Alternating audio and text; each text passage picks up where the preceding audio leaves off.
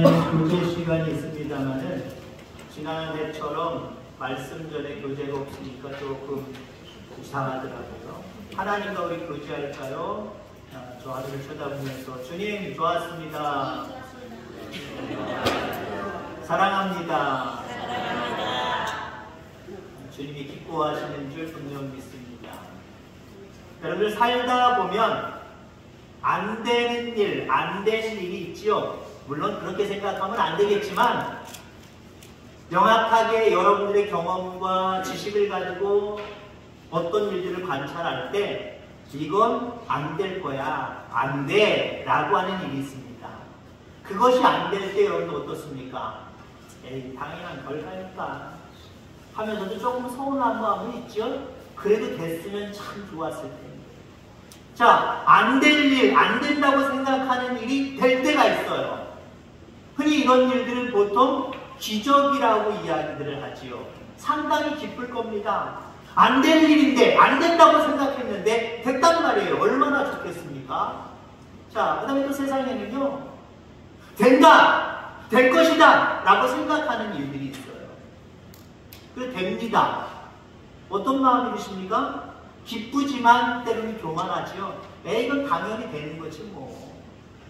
라고 하면서 어쩌면 자기에게 영광을 올려 돌릴지 몰라요.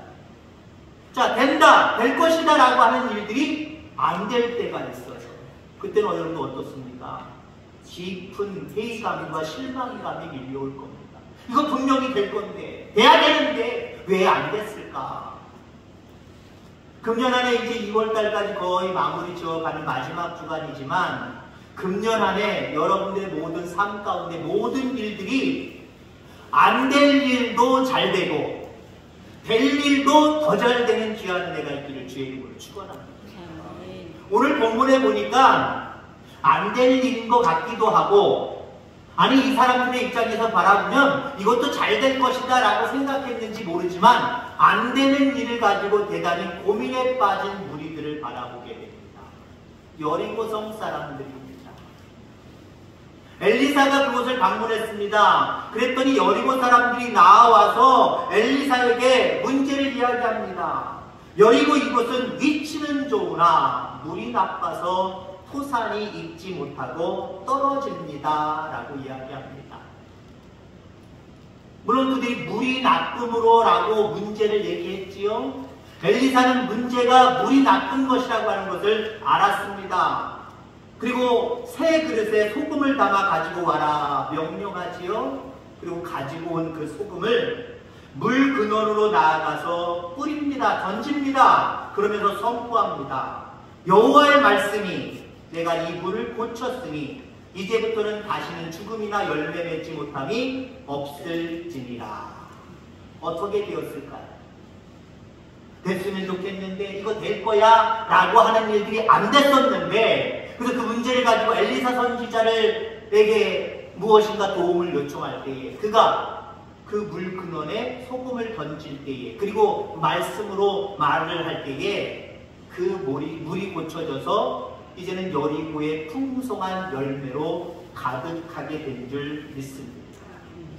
위치는 좋으나 물이 나쁨으로 저도 농촌에서 태어나서 초등학교 5학년 거의 끝날 때쯤까지 시골에 살았습니다만은 대량 농부의 아들이기도 하지만 그렇지 않다라고 이야기해도 어중간합니다. 도시 사람인지 아니면 농촌 사람인지 그러나 농촌에 대해서는 나름대로 잘 압니다만은 여러분들에 비하면 아마 세 발에 필 겁니다.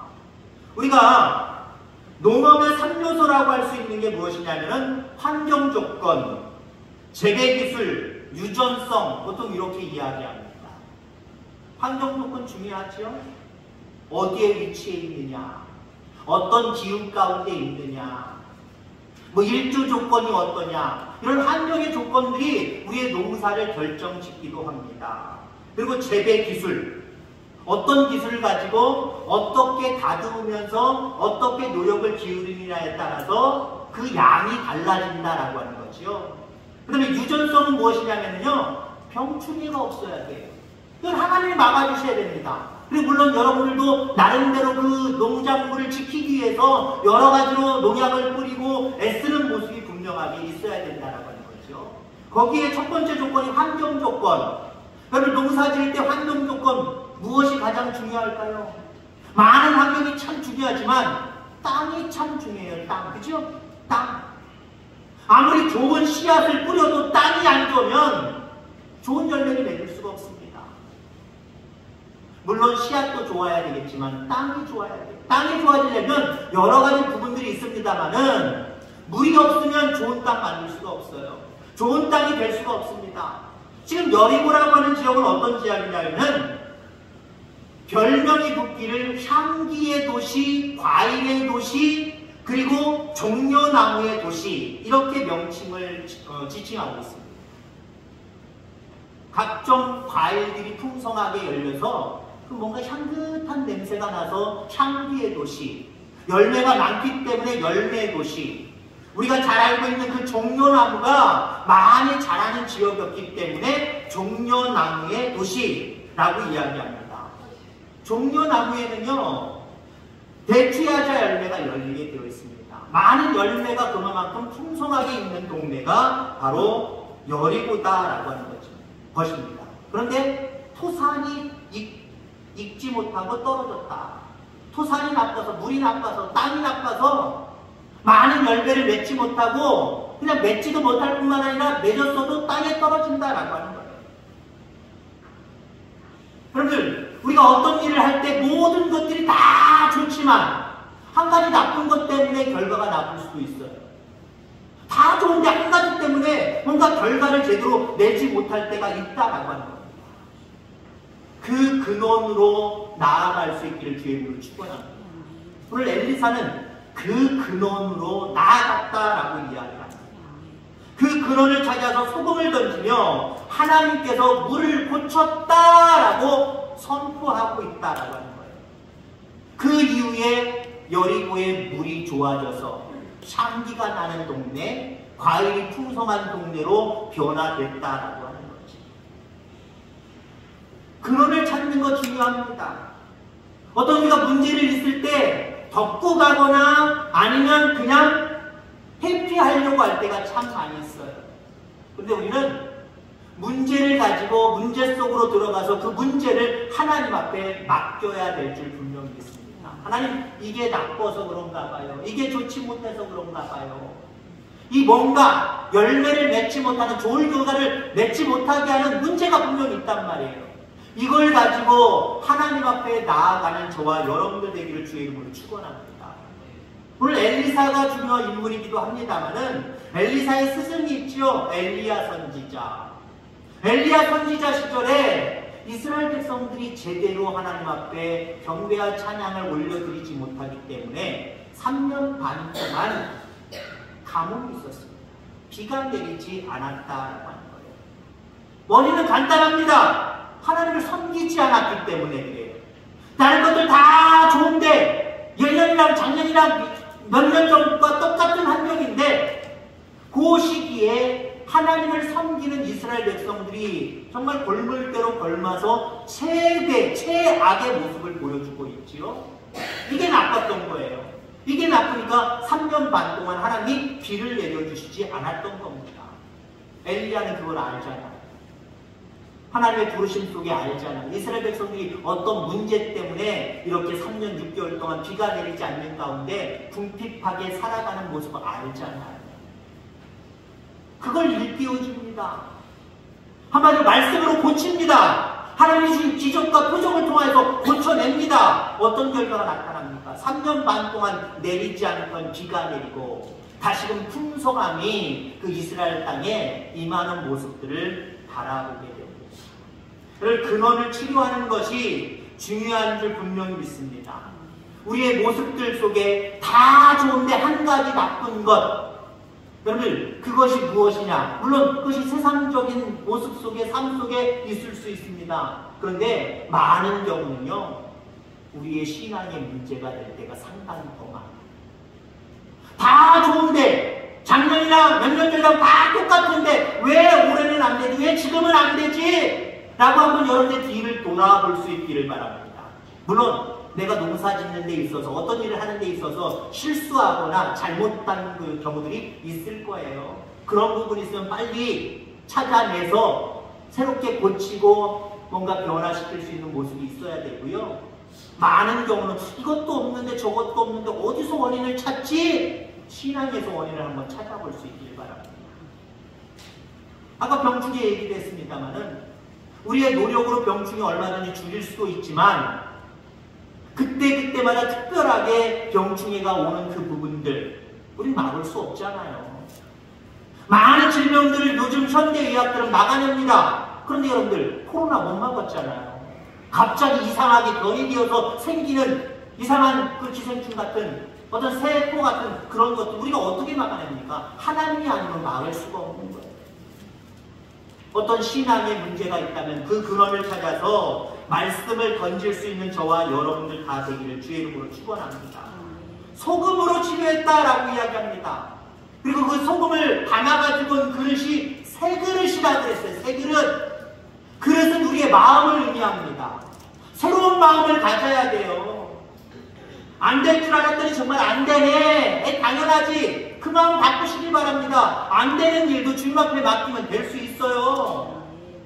되는 일들이 안 됐으면 아이고 재수가 없어서 그런가 보다 라고 생각하지 마시길 바랍니다. 주님이 주신 그 새 마음을 가지고 뭔가 이게 신앙적으로 문제가 있는가 하나님 앞에 맡기면 되겠다 라고 하는 그 어떤 신앙의 마음, 새 마음을 가지고 그 문제의 근원으로 나아갈 수 있길 바랍니다. 여러분 여기에 소금은 무엇이냐? 한마디로 소금은 부패를 막는 역할을 하지요. 오늘 본문에 나오는 소금은요 하나님의 말씀을 의미합니다. 안 되는 그 부분, 뭔가 답답한 그 부분, 그 부분에 하나님이 주시는 능력을 가지고 말씀을 던지시기를 주의 이름으로 축원합니다. 하나님 이거 열리게 하여 주옵소서, 이거 뚫리게 하여 주옵소서, 이거 해결되게 하여 주옵소서, 여기서 풍성한 것들 맺게 하여 주옵소서. 여러분 입으로 선포하세요. 주의 이름으로 선포하세요. 주의 이름으로 선포하는 것은요 목사만 선포하는 것 아니에요. 믿음이 있다면, 내 속에 예수님이 계시다면 그 예수님의 이름으로 얼마든지 뭔가 답답한 부분들, 안 되는 부분들, 꼬이는 부분들 여기에 말씀을 던지시길 바랍니다. 되어질 줄 믿습니다.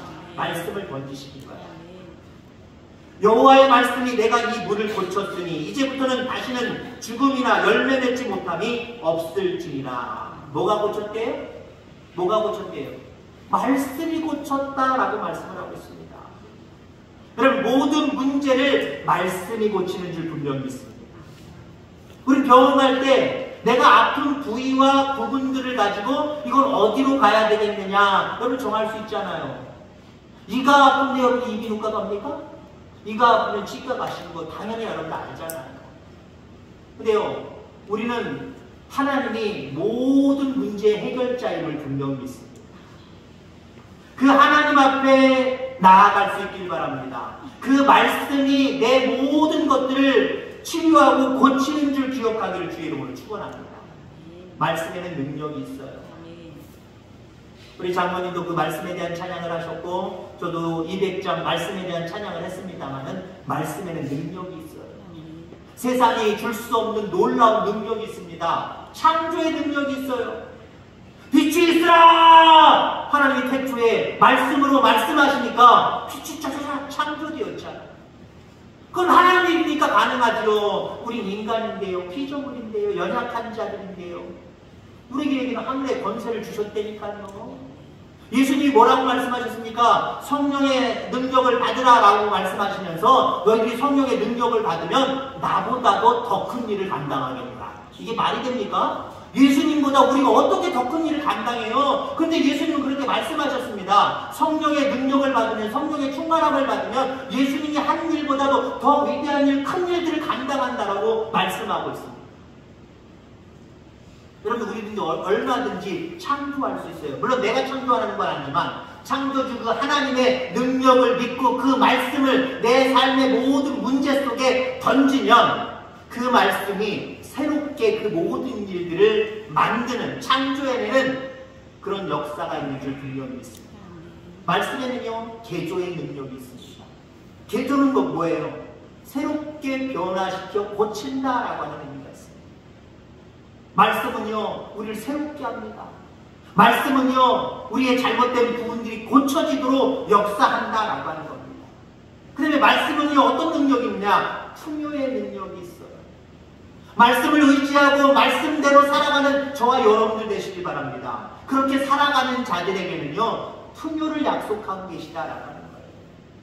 말씀으로 치료되니 여리고 땅이 물이 좋아짐으로 말미암아 어떻게 돼요? 그 다음에 풍요가 임하고 있다라고 하는 거예요. 안 봐도 뻔한 사실이 오늘 본문에 우리의 모습 속에 들어온다라고 하는 거죠. 그렇습니다.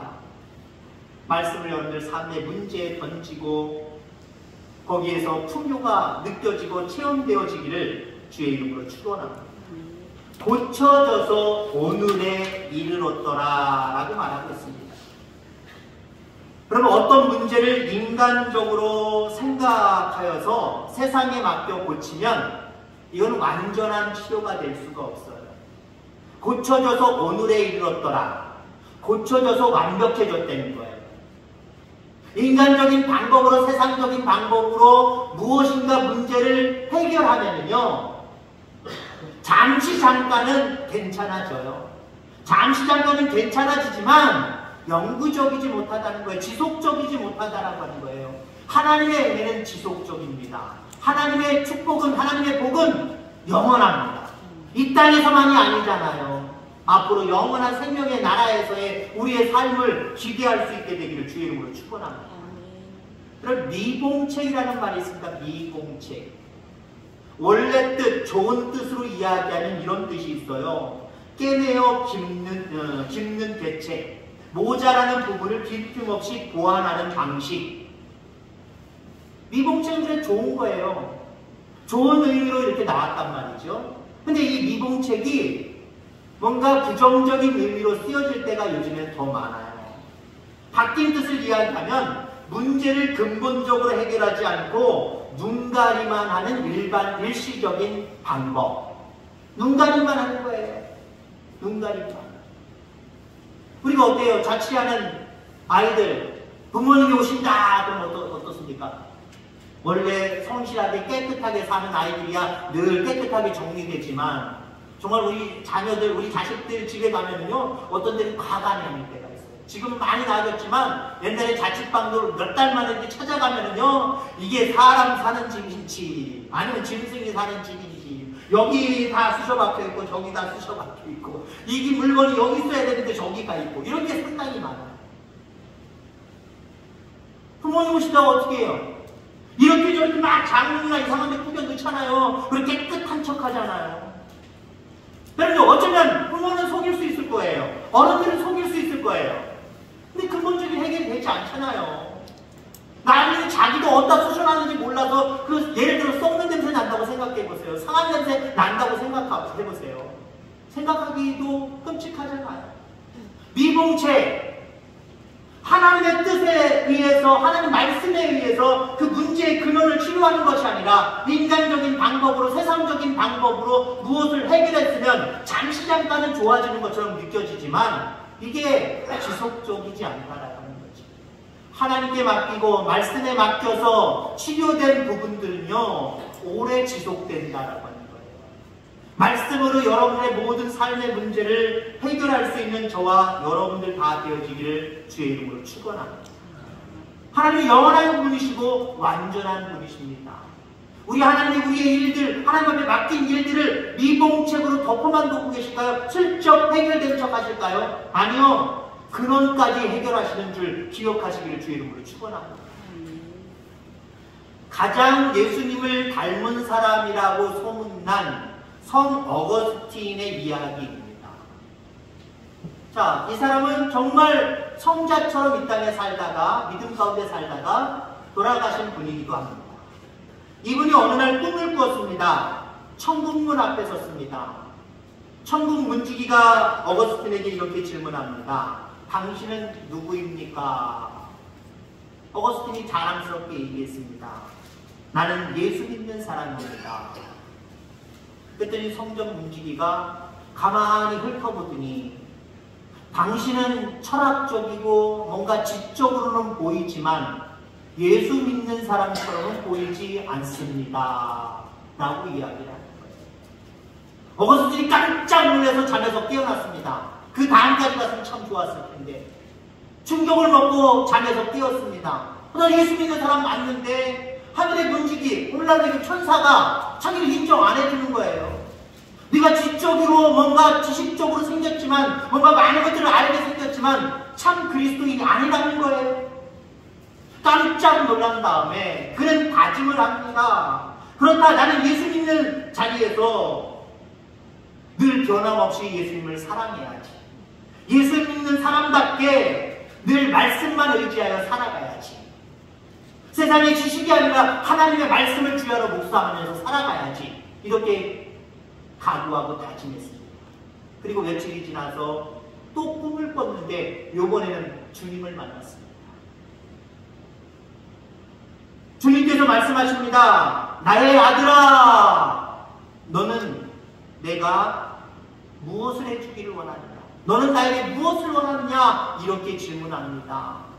옛날 같았으면 하나님 나에게 더 지적인 능력을 주세요 라고 말할 수 있는 어거스틴이 앞서 얘기한 그 경험을 가지고 이렇게 얘기했답니다.